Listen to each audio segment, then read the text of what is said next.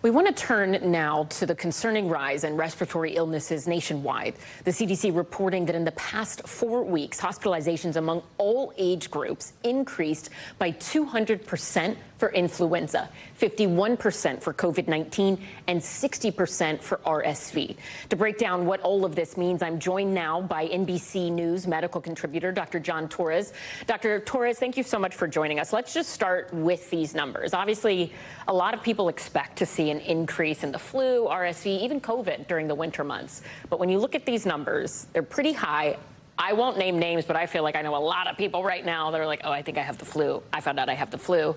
Are these numbers concerning? Yeah, the numbers you certainly want to pay attention to. And if you go anywhere, you're going to hear coughing, sneezing, people that are just sick. And this is not unlike the past couple of years where we had the triple-demic happening. We're not quite at that point yet. But if you think about it, two of these viruses, flu and RSV, they're seasonal viruses. So we're seeing the seasonality of them happening now in the winter. COVID is a year-round virus, but it also has seasonal spikes, and that's what we're seeing as well. And so that triple combination there, along with the fact that we're getting together over the holidays, we're going in more transportation type situations where we're enclosed in either airplanes or subways or buses, it's going to spread more, and we think it's going to spread more over the next couple of weeks. What are we seeing with COVID right now? I know there's this new variant, JN1. The CDC has described it as the fastest growing variant.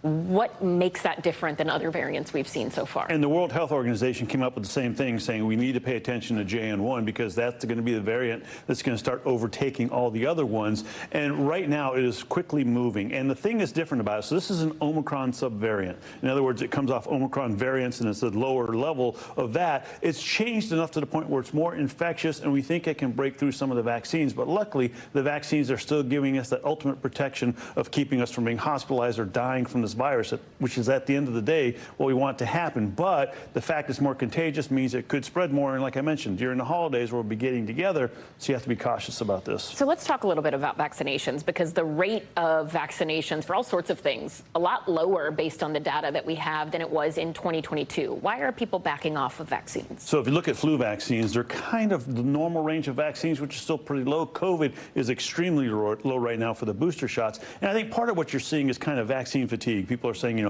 I have plenty of COVID vaccines, I don't need any more, but because of these new variants, they do.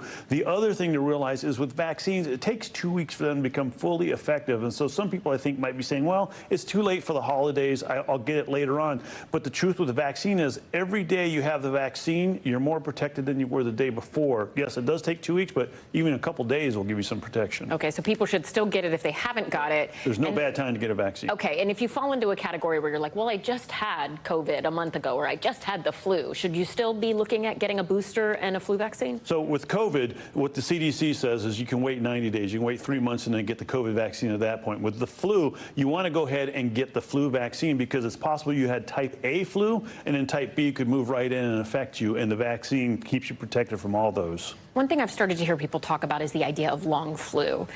Heard a lot about long COVID. It was something everybody dreaded.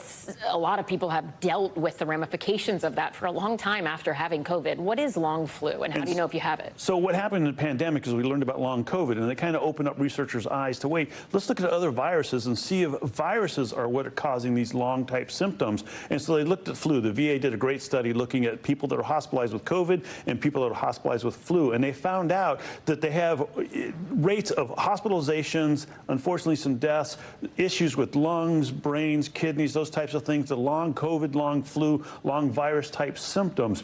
With COVID, it tended to be worse, but flu is right behind, and they're looking at other viruses as well. So I think what we're finding out is viruses affect us more than we think they do, and they affect us longer than we think they do. Dr. John Torres, thank you. Thanks for watching. Stay updated about breaking news and top stories on the NBC News app or follow us on social media.